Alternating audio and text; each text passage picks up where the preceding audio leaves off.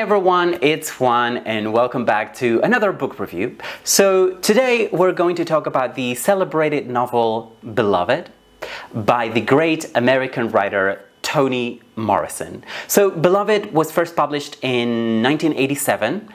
Toni Morrison, I think, is one of the most interesting American novelists of the late 20th century and the very first part of the 21st century, and she sadly died in 2019. But before I go into Beloved, I would like to ask you some tiny little favor.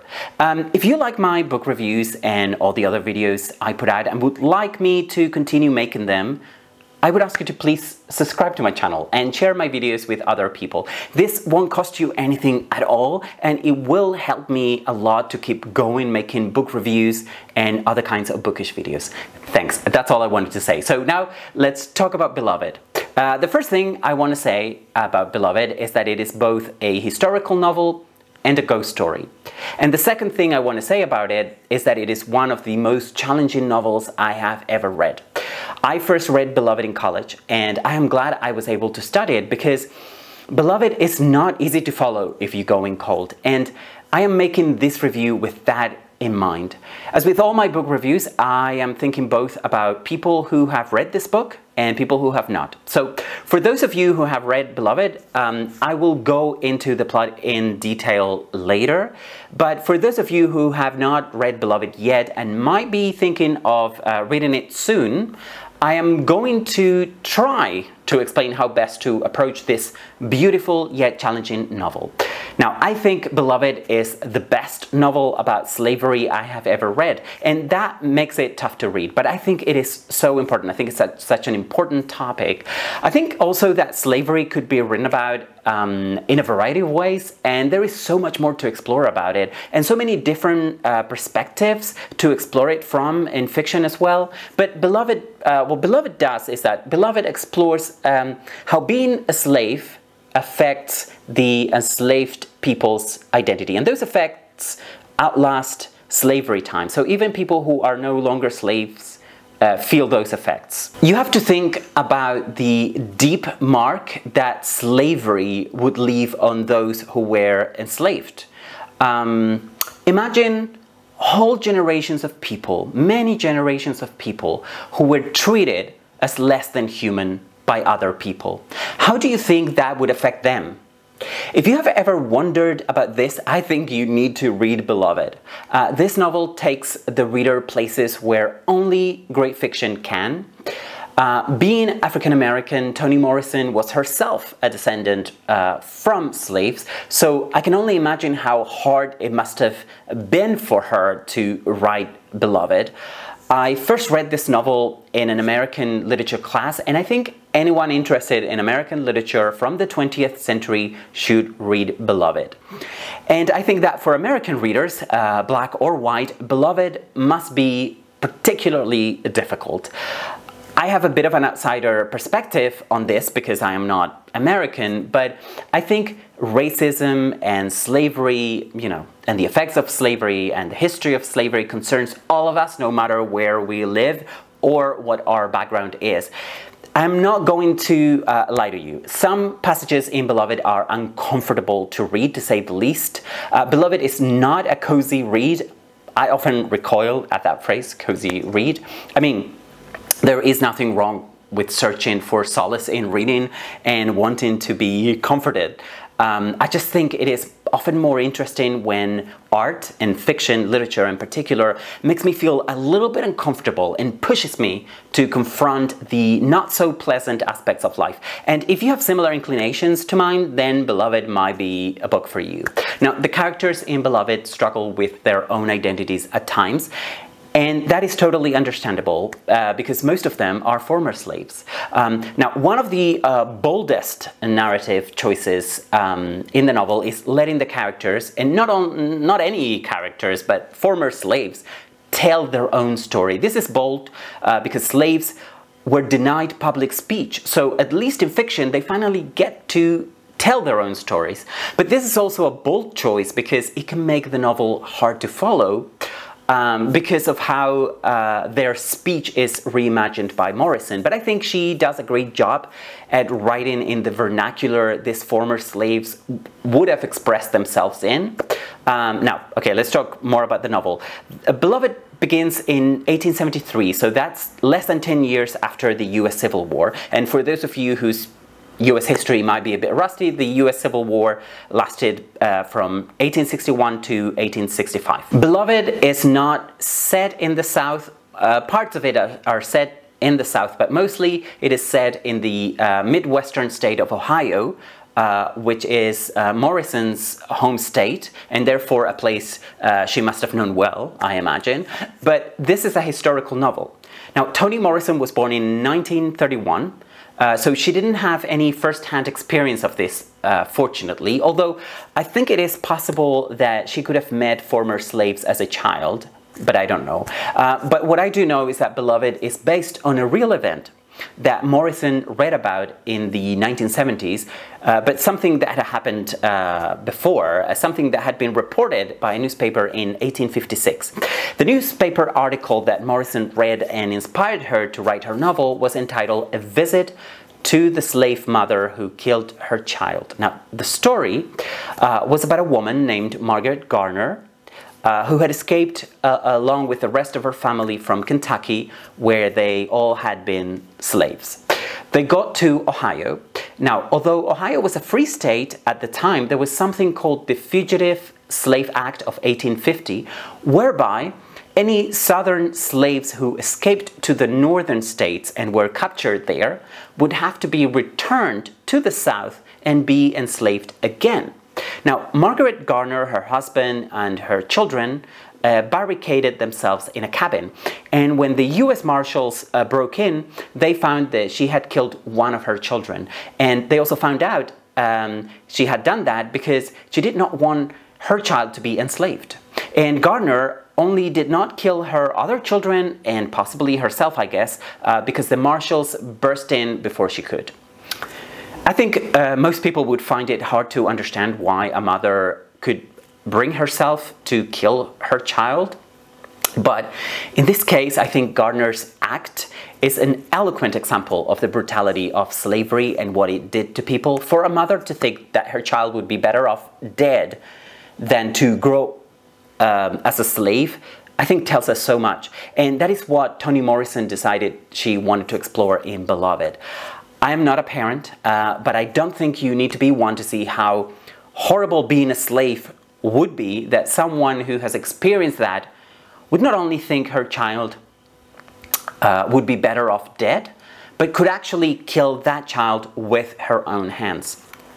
Because thinking, well, not just thinking, but knowing from first-hand experience that life as a slave is not worth living is one thing, but actually killing your child to prevent her from enduring the same life you had, it's something completely different. It is easy to see why reading this old newspaper article would have made such a big impact on Toni Morrison and why she decided she had to write about it. But in the hands of a lesser writer, I think something like this could be exploitative. But in Morrison's hands, it isn't. Beloved is deeply sad and moving. It is sad because of the history of violence that is to a large extent the history of Black people in the United States, and moving because there is a strong sense of community that also comes through in this novel. The comfortable option, I think, would be for people to forget about all of this part of actually recent history, but I don't think that was an option for Toni Morrison, and I don't think it should be an option for anyone. And in Beloved, Morrison makes it clear that we ought not to forget the past. Okay, there is a lot more I would love to say about this novel, but I can only do that if I go into the plot in a lot more detail. So if you haven't actually gone into the plot at all yet, so that's what I'm going to do now. So if you don't want to hear any spoilers, you should probably stop watching this video right about now, because between now and the end of the video, I am going to talk about the plot of Beloved. I'm going to talk about the characters. I'm going to talk about some of the themes in more detail, in a lot more detail, in fact, and there will be some spoilers. So if you don't want any spoilers, you have been warned. You should stop watching right now, and I'll see you again soon, I hope, for another book review or another bookish video. Okay, for those of you who are still here, I am going to summarize the plot of Beloved now. Okay, the year is 1873 and the place is Cincinnati, Ohio. There is a former slave named Sethe who lives with her daughter Denver, who is 18. Sethe's mother-in-law also used to live with them, but she died 8 years before the novel begins. Her name was Baby Suggs. Sethe has two sons, Bugler and Howard, but they run away before Baby Suggs died. Sethe is convinced that her house is haunted by her dead daughter, and that is why I think her sons left. The only person who seems to like the ghost is Denver. Okay, that's the background you need to know. Now, the novel begins with a visit from Paul D, who is another former slave who used to work at the same Kentucky plantation as Sethe. Paul D's visit makes Sethe remember the events of almost 20 years before, and that opens a second temporal plane in the novel. The rest of the narrative then will jump between 1873 and 2 decades before. So we have all the characters in Ohio, the haunted house, and all that on the one hand, and the events that happened 20 years before in Kentucky on the other hand. So the events of the past are told through flashbacks of some characters, and this fragmentary structure is one of the most challenging aspects of reading this novel. What happens is that often the same event is told over and over, but from different perspectives and by different major characters. And as it is often the case with this kind of structure in literature, the different narrations add different information. So this makes reading Beloved feel a little bit like putting a puzzle together at times. So, okay, what happened 20 years before in Kentucky? Well, we learn that Sethe's mother was from Africa and that she was born in the South. Sethe was born in the South, and then she was sold to the Gardner family as a slave when she was 13. All the other slaves at the Gardner's plantation, Sweet Home, what an ironic name, are men. And while they all desired Sethe, thankfully they never act on it. The male slaves are Sixo, Holly, Paul A, Paul D, and Paul F. Sethe marries Holly, and they have two sons, Howard and Bugler, that I already mentioned, and a daughter that remains unnamed throughout the novel. Now, Mr. Gardner dies, and his brother becomes in charge of Sweet Home, but he proves to be a lot less benevolent than the late Mr. Gardner, so the slaves all decide to run away. The new owner of the plantation, known as schoolteacher by the slaves, catches Paul D and Sixo. He kills Sixo, but takes Paul D back to the plantation. Sethe also wants to escape, and in fact she has already sent her children, her 3 children, to Cincinnati to stay with her mother-in-law, Baby Suggs. However, before she can escape, schoolteacher rapes her. Holly watches the rape, watches how the slave master rapes his wife, but he's so terrified that he freezes and does nothing. Later, he goes insane, probably from witnessing this. Later, schoolteacher also finds out that Sethe has complained to Mrs. Gardner about how he treats the slaves. So schoolteacher punishes Sethe by whipping her. Just imagine how despicable a person must be to whip someone, let alone a pregnant woman. Okay, finally Sethe manages to escape, but while she is traversing a forest, she faints. After all, you know, she's pregnant and has been whipped savagely. Amy Denver is the name of the white girl who finds Sethe in the forest and looks after her until she is healthy again. And also she helps her deliver her daughter, whom Sethe names Denver after her benefactor, Amy Denver. Sethe and her daughter, Denver, cross the Ohio River and manage to make it to Baby Suggs' house. In Cincinnati, Baby Suggs is considered some kind of a preacher in the black community made up of former slaves.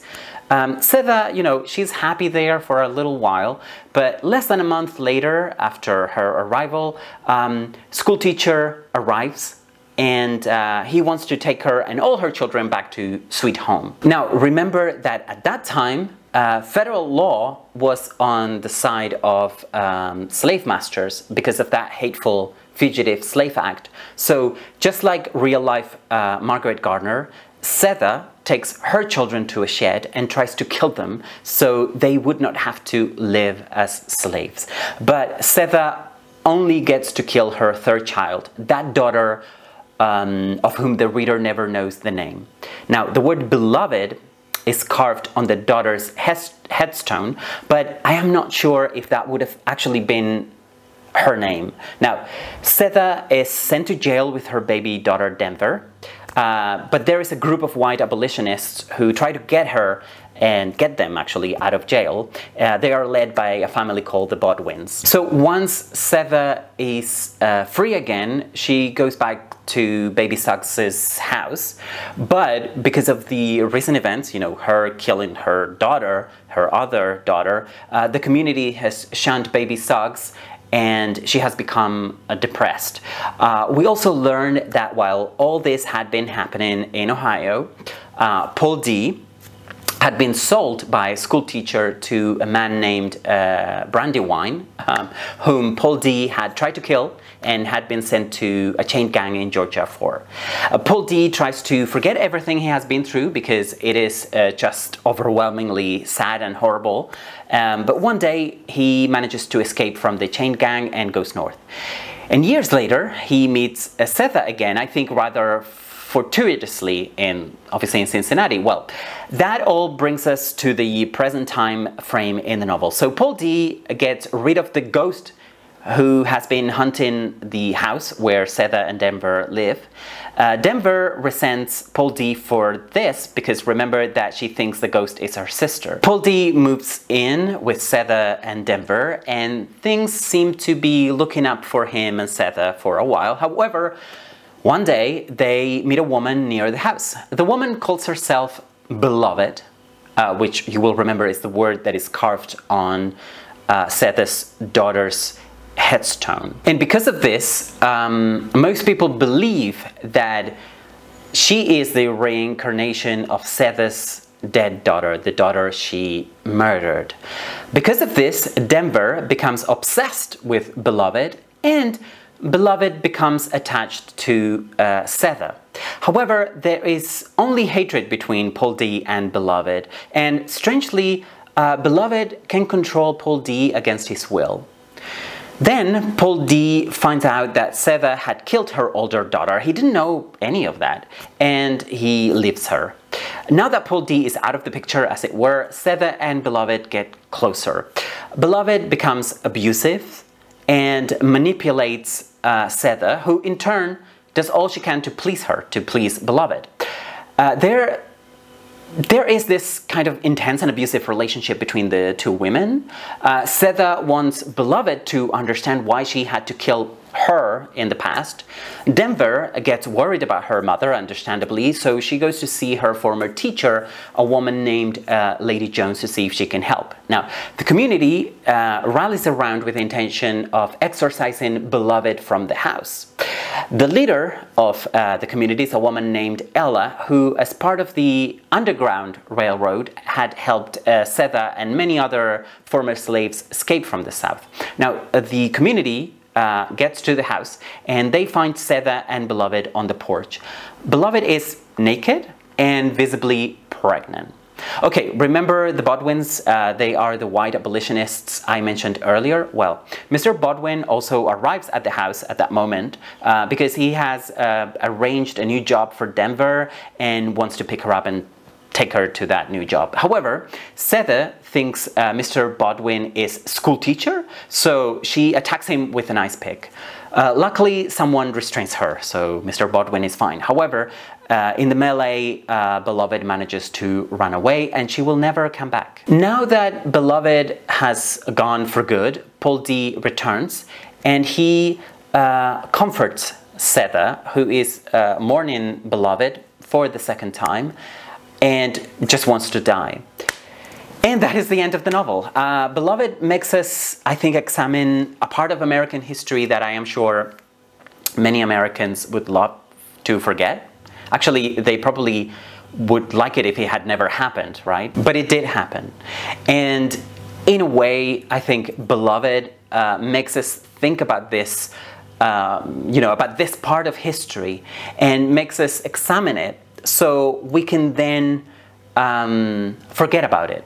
But I don't know. The ending of the novel is very ambiguous, which I think only makes the novel better, actually. It is definitely a thought-provoking book. I said at the beginning that Beloved was both a historical novel and a ghost story, and I think that's great. I think it works. I think Toni Morrison explores a metaphorical ghost from the past by making it a literal ghost. And I think Sethe had to confront her own story and the ghost of the daughter she killed. I think Beloved is also a novel about family. We have this concept of family that has changed very little since the 19th century, but in our concept of family, we don't include slaves or former slaves. This is so hard to talk about. If your mother, if your father were slaves, how do you think that would affect your relationship with them? I don't think we should read Beloved as merely the story or history of other people, particularly if we are not African American. I think we should read Beloved and the characters as us, as our own family. I can't even begin to fathom how being enslaved would affect my sense of self, my sense of identity, and my worldview. And the closer I could get to this, I think, is when I've read Beloved. I think that reading fiction, good fiction, is an exercise in empathy, among other things. I think good novels and good short stories ask us to walk in somebody else's shoes only for a few hours, right? I think everyone can endure that. But those few hours that takes to read Beloved could leave a lasting mark on us and get us a little bit closer to understanding other human experiences. And I think Beloved does that. But, now I would love to hear what you have to say about this great novel. So please let me know in the comment section down below. I'm gonna sign off now, but not before thanking you for watching as always. And I hope that you are all doing very well. And I also hope to see you again very soon for another book review or another bookish video. So bye for now.